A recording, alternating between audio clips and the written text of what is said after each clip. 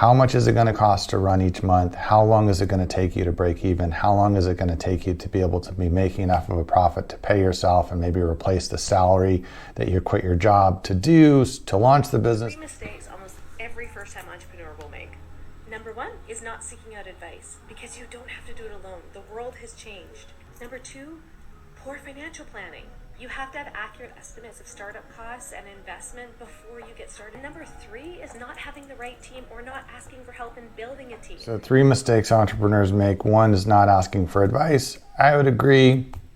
I think there are some things you have to figure out on your own, but there's definitely a lot of things you can ask for advice and help on, and that will prevent you from making expensive mistakes. The second thing that she talked about was financial planning.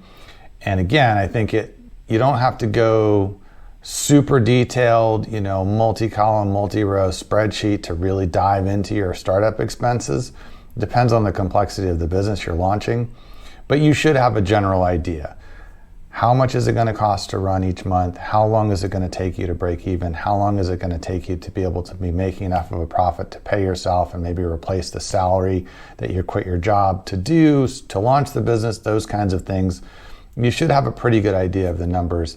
Otherwise, it may turn out that the business is going to take $100,000 to get going and you only have $25,000. And so you're going to spend $25,000 and find out you don't have nearly enough to keep it going. $25,000 investment is lost and you didn't get the business you wanted. Whereas maybe there's a different business you could have started that only would have taken $5,000 to start. And with your $25,000, you have plenty of cushion. So definitely financial planning, doing those projections is super important. And then working with a good team, that sounds a lot like tip number 1, which is get good advice and work with people who know what they're doing. So I agree with it the first time. I agree with it the third time she brought it up. I definitely think working with people who can help you avoid mistakes and make good decisions and get to where you want to go faster is going to pay off in the long run.